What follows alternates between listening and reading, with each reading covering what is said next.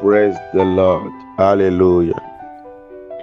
Nous bénissons le nom du Seigneur Jésus ce matin pour son amour, pour sa grâce infinie, pour tout ce qu'il est en train de faire dans nos vies. Nous sommes aujourd'hui le 3e jour de notre programme de 21 jours. Le grand thème de ces 21 jours, c'est Seigneur, mon cas est urgent en cette année 2026. Bien-aimé, je voudrais te dire une parole. On dit souvent que les mêmes causes produisent les mêmes effets.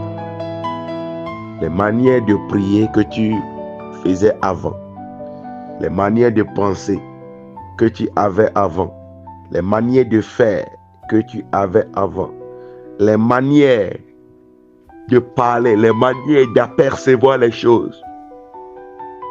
Si aussi longtemps que tu ne changes ces manières, il n'y aura pas de changement. Il n'y aura pas de changement. Voilà pourquoi les années passées, tu n'as fait que surfer sur les problèmes, surfer sur le plan de Dieu pour toi, parce que tu ne faisais que répéter les mêmes causes et tu n'avais que les mêmes résultats. Cette année-ci, je voudrais t'exhorter à changer le calcul. Il est temps de changer ta perception des choses. Il est temps de commencer à voir au-delà de ce que tu voyais avant. Le temps est donc arrivé. La Bible dit, vous connaîtrez la vérité et la vérité vous affranchira. La connaissance est une clé. La connaissance, c'est une autorité. La connaissance, c'est un pouvoir. Praise the Lord. Voilà pourquoi un jour, Jésus-Christ a appelé ses disciples. Il leur a posé la question, qui dit les gens que je suis? Les disciples ont commencé à parler, ils ont commencé à parler. Jusqu'à ce que Christ demande encore, mais vous, qui dites-vous que moi je suis? Parce que celui en qui ils ont cru, celui qu'ils suivent chaque jour, il fallait qu'ils connaissent cette personne. C'est lui qui appelle, c'est lui qui bénit et c'est lui qui élève. Tu ne peux pas prétendre l'élévation sans avoir connu celui qui élève. Tu ne peux pas prétendre travailler pour quelqu'un dont tu n'as connaissance. Tu ne peux pas prétendre que tu fais bien ton travail si tu ne connais même pas celui qui t'a envoyé. Voilà pourquoi il est très capital que tu connaisses celui qui t'a appelé. Et cette connaissance-là, c'est une clé. C'est une autorité. Si vous voyez pourquoi nous prions beaucoup, nous jeûnons beaucoup, nous faisons beaucoup de délivrance, mais les liens sont toujours là. Les problèmes persistent. C'est juste parce que nous n'avons pas la connaissance sur la personne de Christ. Et quand Jésus a posé la question, Simon s'est levé et il s'est approché. Il a dit, tu es le Fils de Dieu, celui qui ôte le péché du monde. Or, les autres on disait que tu es Élie, on disait que tu es un prophète, on disait que tu es ci, tu es ça. Pierre a répondu. Et là, Jésus a dit, sur cette parole que tu viens de dire, je bâtirai mon église. C'est-à-dire sur la révélation. Cette révélation-là, sur cette connaissance-là, je bâtirai mon église. Et la porte du séjour des morts ne prévaudra point contre elle. Praise the Lord.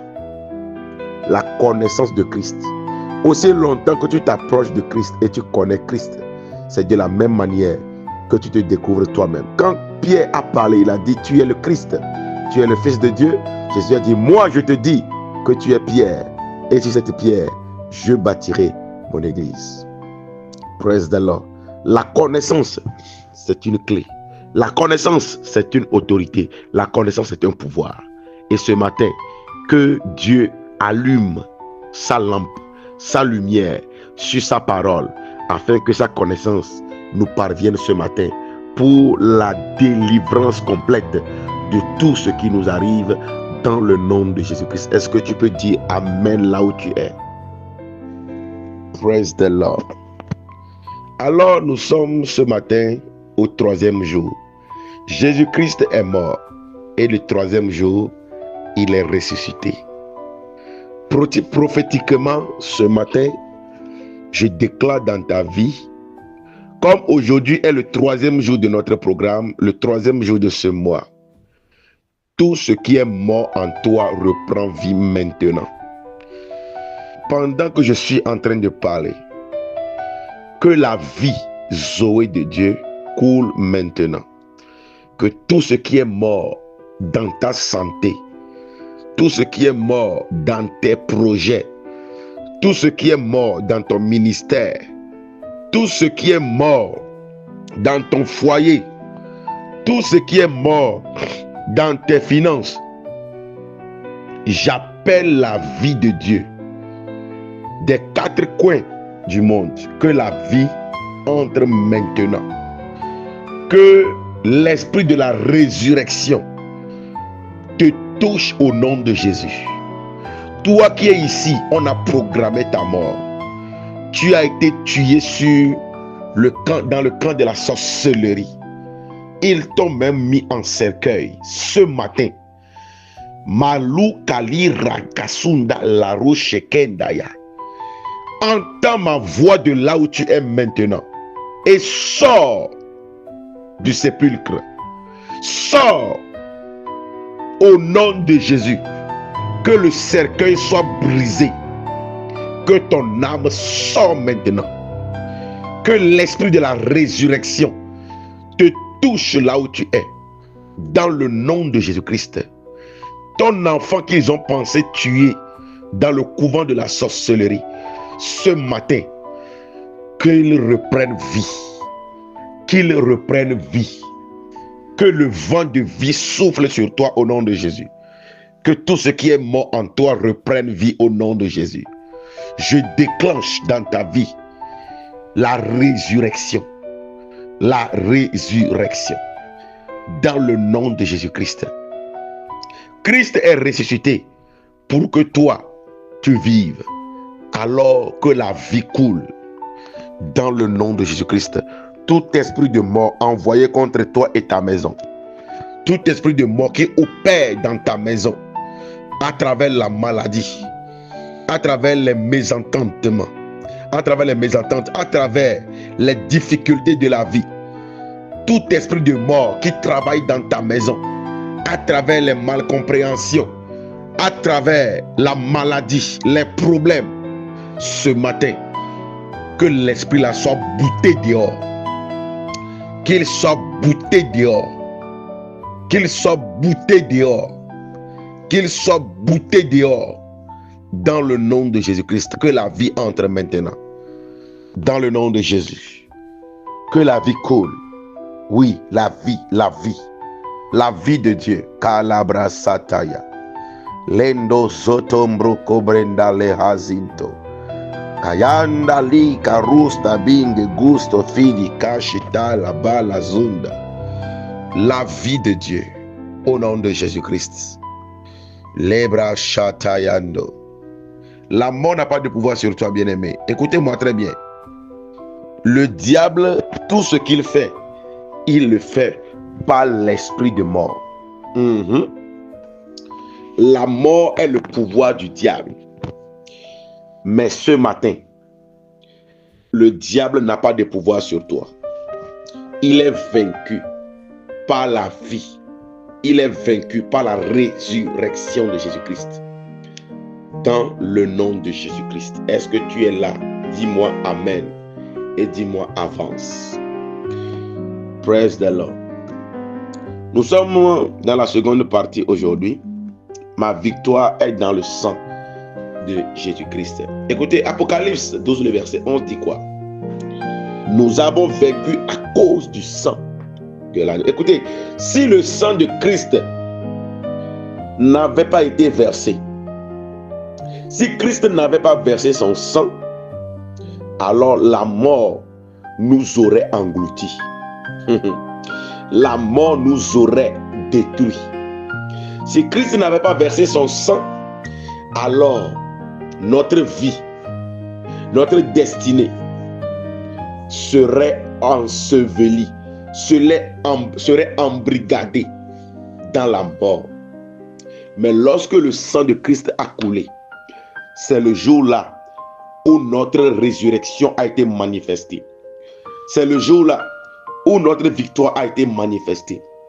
Écoutez, il y a des sangs, lorsqu'ils sont versés, ils ferment des portes. Oui. Mais il y a des sangs, lorsqu'ils sont versés, ils ouvrent des portes. Le sang de Christ ouvre le ciel. Le sang d'Abel qui avait été versé a produit la malédiction. Oui. Mais le sang de Jésus-Christ a produit la bénédiction. Waouh. Alléluia. La mort de Jésus-Christ, une victoire sur la mort. Lisons l'évangile de Matthieu chapitre 27, le verset 50 jusqu'au 53e verset. Je lis la version Louis II. Jésus poussa de nouveau un grand cri et rendit l'esprit. Écoutez-moi bien, Jésus-Christ n'a pas été tué. Il a rendu son esprit. Ouais. J'entends les gens dire souvent que si Jésus-Christ est vraiment fils de Dieu, pourquoi les gens vont le tabasser et les gens vont le tuer? Dites-leur que Christ a donné sa vie. Il n'a pas été tué. Il a rendu son esprit. Avant de mourir, Jésus a dit, Seigneur, en tes mains, je remets mon esprit. Ouais. Oui, on tue les hommes. Mais le Fils de Dieu, lui, il a rendu son esprit. Praise the Lord. Matthieu 27, 50 à 53. Jésus poussa de nouveau un grand cri et rendit l'esprit.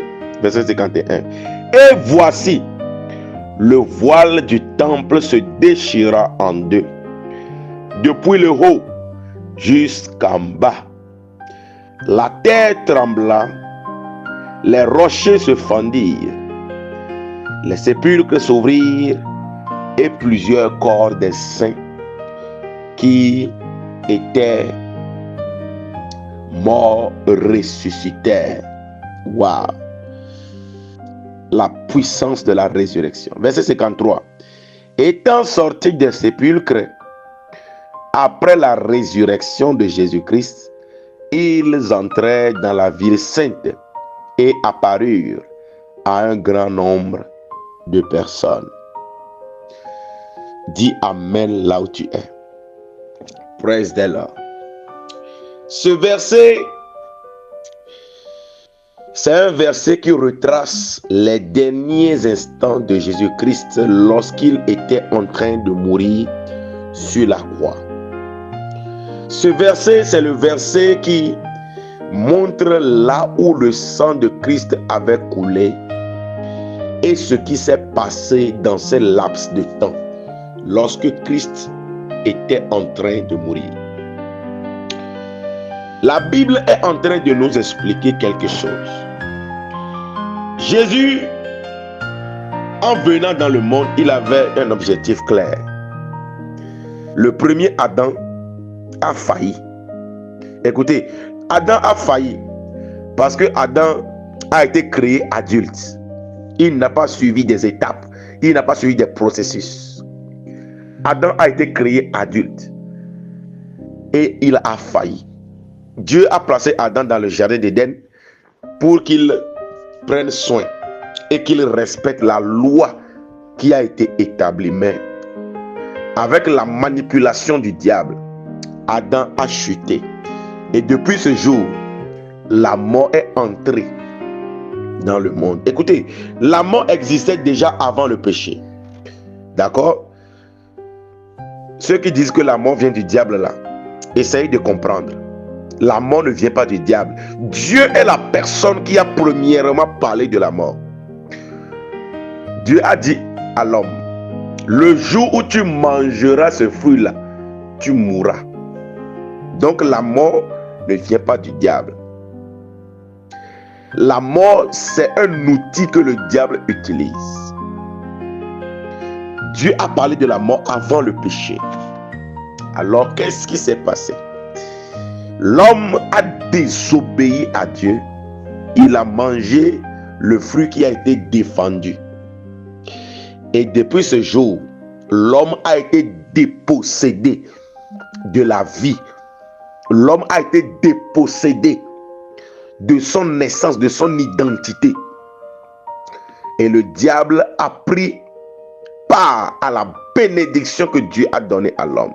Quand vous lisez les Écritures, vous voyez le jour où le diable a tenté Jésus. Le diable a amené Jésus sur une montagne, sur la hauteur de la ville, et il a montré la gloire qu'il avait dans le monde. Il a dit à Jésus, prosterne-toi à moi et je te donnerai cette gloire, parce que tous ces royaumes-là sont à moi, on me les a donnés.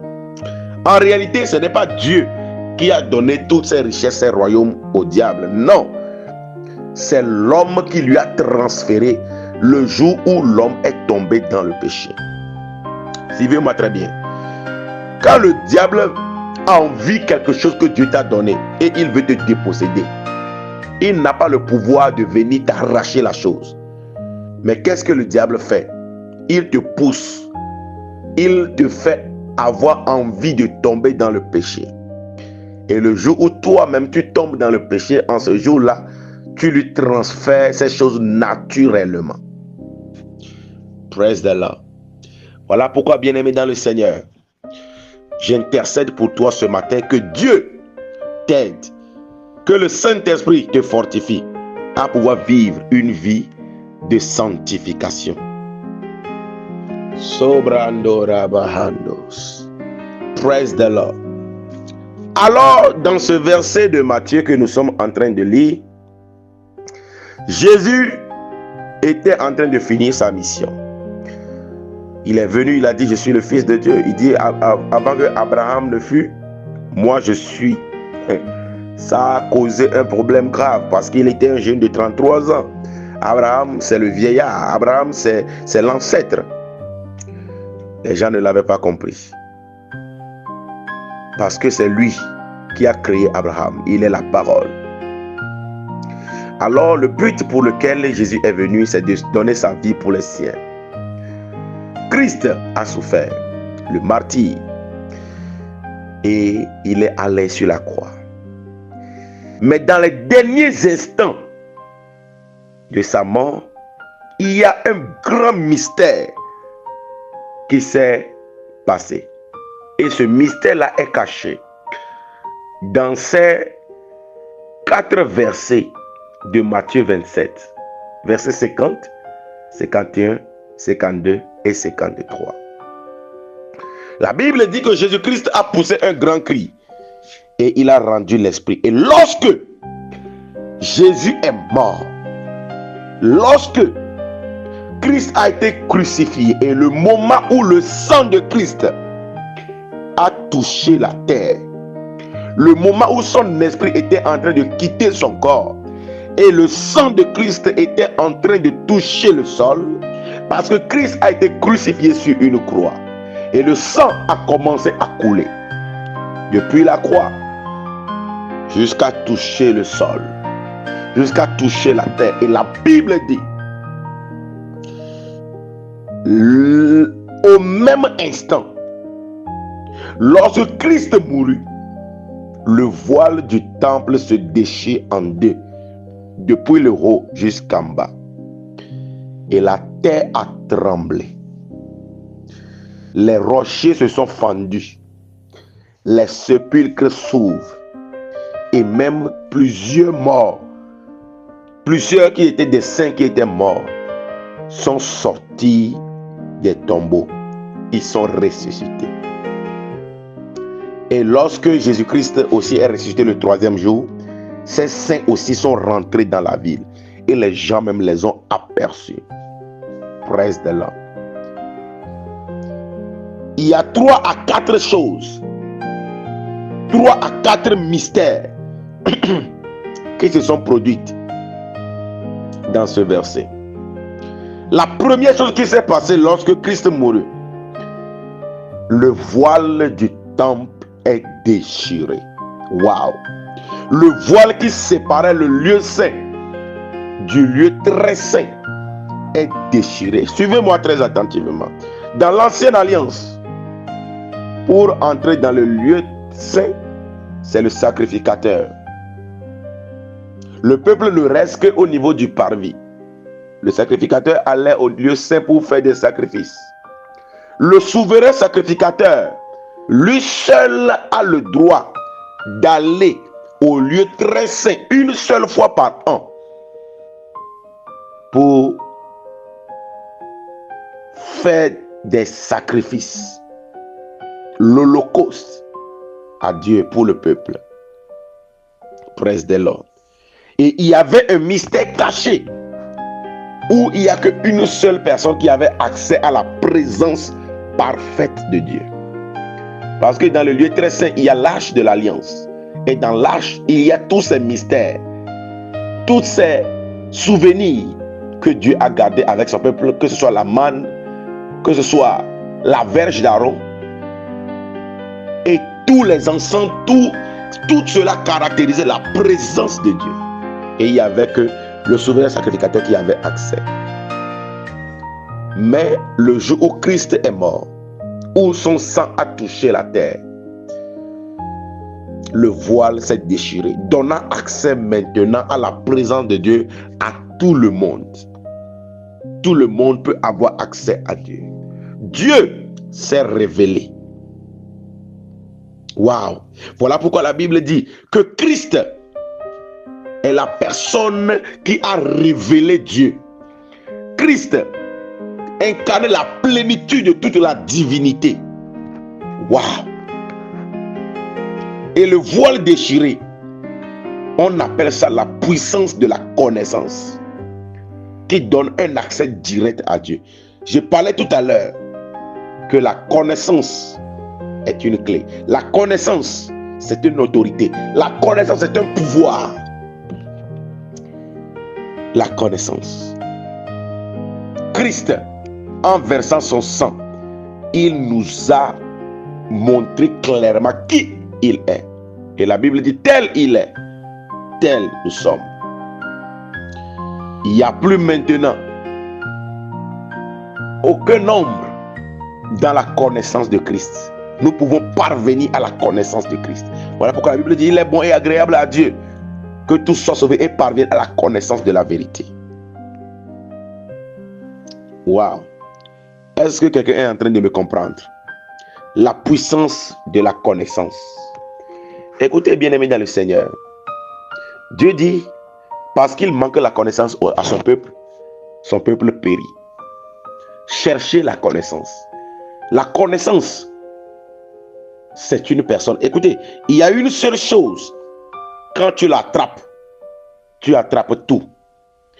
Mais lorsque tu poursuis toutes les choses, en oubliant cette seule chose, tu as déjà raté ta vie. Jésus-Christ est la connaissance de Dieu. Jésus-Christ est la parole de Dieu. Jésus-Christ est la lumière de Dieu. David dit, ta parole est une lumière pour mes pieds. Ta parole est une lampe pour mes pieds et une lumière sur mes sentiers. Praise the Lord. Jésus-Christ est la lumière de Dieu venue dans le monde.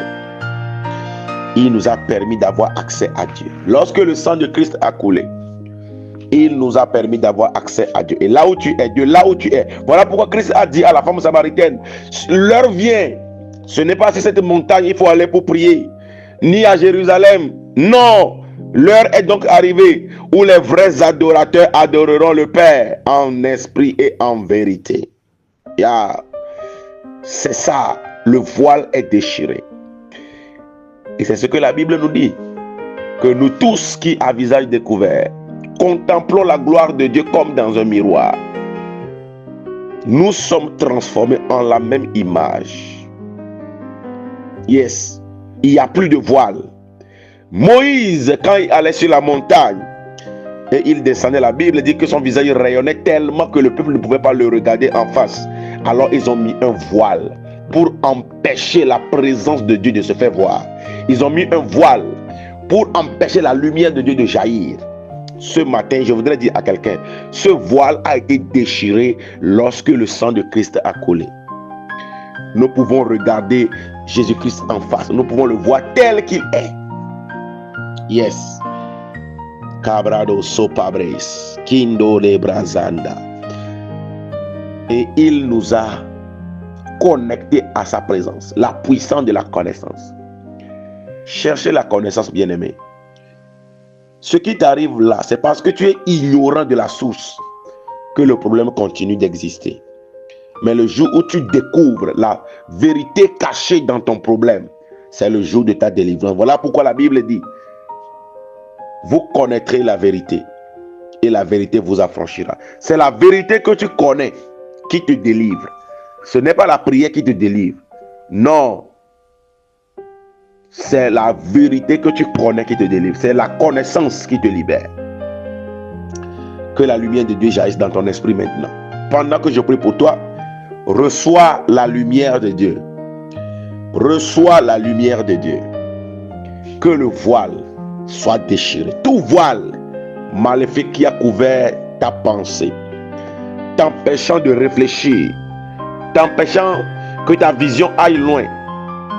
Ce matin, que le voile soit déchiré. Dans le nom de Jésus. Quand le sang de Christ a touché la terre, une deuxième chose s'est produite. La terre qui tremble. La Bible dit la terre trembla. Le tremblement de terre. Le tremblement de terre, c'est quoi? C'est la puissance de l'onction contenue dans le sang de Jésus. C'est quand le sang a touché la terre que la terre a tremblé. Parce qu'il y a une force, il y a une autorité, il y a une puissance. There is a power. Karabazundaya. Il y a une puissance dans le sang de Jésus. La puissance de l'onction. Écoutez bien. Tu es une terre. Oui, tu es une terre. Le jour où le sang de Christ te touche, ce que tu ressens là, ce qui te bouillonne là, ce qui te repositionne là, ce qui shift ta vie là, ce qui bouscule ta vie, tes compréhensions, ce qui bouscule tes habitudes, c'est ça qu'on appelle la puissance de l'onction. Quand l'onction descend sur toi, tes amis ne peuvent pas te comprendre. Écoutez, un jeune a perdu des ânesses. Son père a perdu son ânesse. Et on a envoyé ce jeune d'aller chercher l'ânesse. Le jeune, lui, ne savait pas que Dieu avait tout manigancé pour qu'il croise l'onction. Cabrado sopabres. Mais il recherchait quelque chose. Mais il est allé à la rencontre de l'onction. Et le jour où il a rencontré l'onction, sa vie n'a jamais été la même. Écoutez-moi très bien. Dans le sang de Jésus, il y a l'onction. Quand le sang te touche, et tu demeures la même personne, là je doute fort que c'est le sang qui t'a touché. La puissance de l'onction. Écoutez, dans le sang de Jésus-Christ, il y a une puissance qu'on appelle la puissance de l'onction. Et quand ça te touche, il y a forcément un tremblement. Un tremblement de terre. C'est-à-dire que les bases négatives qui avaient été posées s'ébranlent. Ouais, forcément. Forcément. Est-ce que quelqu'un me suit? Si tu es la balance tes mains, je veux voir ta main. Pendant que je prie ce matin, je libère sur toi l'onction de Dieu. L'onction qui m'a touché il y a 5 ans, qui a bouleversé ma vie, qui a repositionné ma vie. Que la puissance de cette onction te touche là où tu es. Que tout ce qui est normal dans ta vie devienne anormal. Parce que l'onction rend anormal. Ouais, l'onction rend fou. L'onction te capacite. L'onction t'amène dans des sphères que tu ne peux pas aller toi seul. C'est l'onction qui fait ça. La terre a tremblé. La terre a tremblé. Oui, écoutez, tu ne peux pas être un homme un homme ou une femme ointe. Et puis les gens vont te comprendre. Et puis, tu seras toujours comme avant. Les gens qui te connaissaient avant vont te voir encore tel que tu étais. Non, ça ce n'est pas l'onction. Le sang ne t'a pas touché. La terre là, c'est nous, c'est toi, c'est moi. Et quand le sang de Jésus-Christ te touche, c'est-à-dire que lorsque tu lèves ta main, tu reçois Jésus et son sang te touche, il y a forcément un tremblement de terre. Le tremblement de terre, c'est quoi? Il y a forcément un bouleversement des anciennes compréhensions. Il y a un changement radical. Il y a un repositionnement. Forcément. Lebrazando rabo satete. Je libère dans ta vie l'onction de Dieu. Ce matin, je libère sur toi l'onction de Dieu. Je libère sur toi l'onction de Dieu. Oui, que l'onction te touche là où tu es. L'onction capacite. L'onction, c'est lorsque le divin décide d'entrer dans l'humain. Et quand le grand Dieu entre dans le petit homme, il y a forcément un tremblement de terre. Et les choses se bousculent. Ce jeune a rencontré un prophète. Oui, il a rencontré un prophète. Quand il a touché en l'onction de Samuel, la vie de Saoul a changé. La Bible dit que Samuel lui a dit, quand tu te tourneras pour partir, Dieu te changera ton cœur et tu deviendras un autre homme. C'est ce que l'onction fait. Quand l'onction te touche, tu deviens une autre personne. Les gens qui te connaissaient avant ne peuvent plus te reconnaître parce qu'il y a une capacité surnaturelle qui entre en jeu. Quand l'onction est sur toi, tu accompliras des choses que tu ne pouvais pas accomplir avant. Quand l'onction descend sur toi, l'onction là vient te capaciter à atteindre des dimensions que tu ne pouvais pas atteindre toi seul. C'est ce que l'onction fait. Reçois l'onction ce matin. Ces paroles qui sortent de ma bouche sont esprit et vie. Que l'onction derrière ces paroles te touche là où tu es. Reçois cette onction au nom de Jésus. Reçois cette onction au nom de Jésus. Je libère cette grâce sur toi. La troisième chose qui s'est passée lorsque le sang a touché le sol, lorsque Christ est mort, son sang a coulé. La troisième chose qui s'est produite, les rochers se fendirent. La puissance de la délivrance qui casse toute fondation de l'ennemi. On dit que lorsque l'onction a coulé, la Bible continue en disant que les rochers ont commencé à se fendre. Les rochers, c'est tout ce que l'ennemi a établi. Les rochers, c'est les fondements négatifs que le diable a établis. Les rochers, c'est les autorités ancestrales qui retiennent captifs. Mais quand le sang te touche, il y a une puissance qui se déclenche. On appelle ça la puissance de la délivrance. La puissance de la délivrance. Quand on dit que les rochers se sont fendus, c'est la puissance de la délivrance. Les chaînes sont brisées. Les rocs sont broyés. Lorsque la puissance de la délivrance est en action. Cabrando Rabande. Ce matin, je libère dans ta vie l'onction de la délivrance, la puissance de la délivrance. Tout ce qui te retient captif, tout esprit qui te retenait captif, ce matin, que la puissance de la délivrance te touche là où tu es. Je déclenche ta délivrance maintenant, au nom de Jésus-Christ. Mazo Cabrando Recabande. Alléluia. La puissance de la délivrance. Yaraba Yakata. Parce que avant que les morts ne ressuscitent, il faut que les rochers soient brisés. Oui. Avant que les sépulcres ne s'ouvrent, il faut que les rochers soient brisés. C'est ce qu'on appelle la puissance de la délivrance. Les chaînes qui t'ont lié ce matin, je déclare délivrance.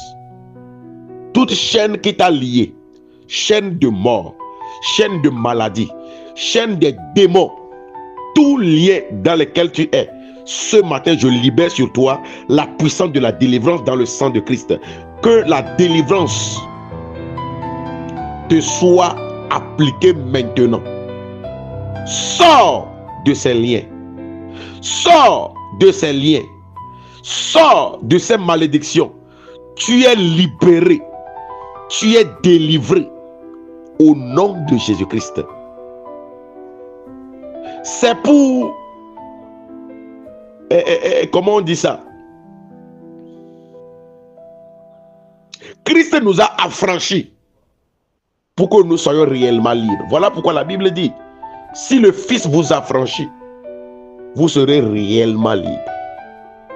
Tu n'es pas un esclave, esclave du péché, esclave de la maladie, esclave des démons, esclave des problèmes, esclave de l'endettement. Tu n'es pas esclave, non, tu es libre. Christ t'a affranchi. Ce matin, je libère sur toi la puissance de la délivrance. Je te libère dans le nom de Jésus. Tu es délivré au nom de Jésus. Tu es délivré au nom de Jésus. Toi dont le péché t'a englouti, retenu captif depuis longtemps, tu fais tout pour quitter cette mauvaise vie, tu n'y arrives pas parce que c'est une puissance qui t'a retenu captif. Ce matin, j'annonce ta délivrance. Pendant que je suis en train de parler, je vois des liens coupés sur tes pieds. Je vois une personne ici, l'ennemi t'a attaché les deux pieds. Voilà pourquoi tu n'arrives pas à avancer. Mais pendant que je suis en train de parler, j'ai vu l'ange du Seigneur qui est en train de couper ces liens. Lève-toi et avance. Lève-toi et prospère.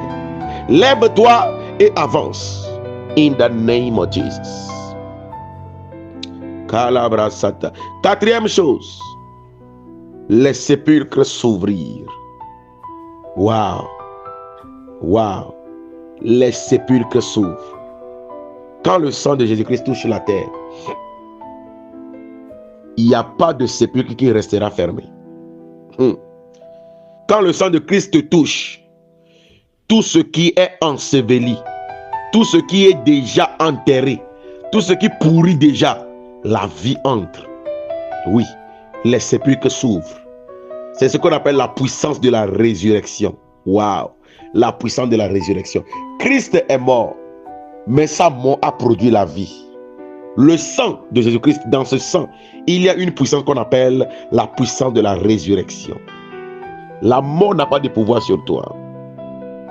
J'étais en train de dire tout à l'heure que tout ce que l'ennemi fait, le diable fait, il ne le fait pas le biais de la mort. Il ne le fait pas la puissance de la mort. Il ne le fait pas l'esprit de mort.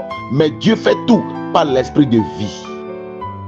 La mort a été engloutie dans la victoire. 1 Corinthiens 15, verset 55.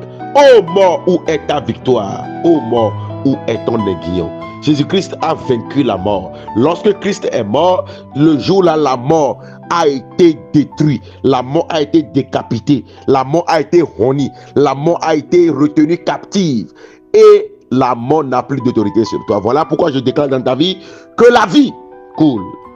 Que la mort plie bagage. Tu n'es pas mort. Non. Ce matin, tu reçois la vie. Écoutez-moi très bien. La maladie, c'est une forme de mort.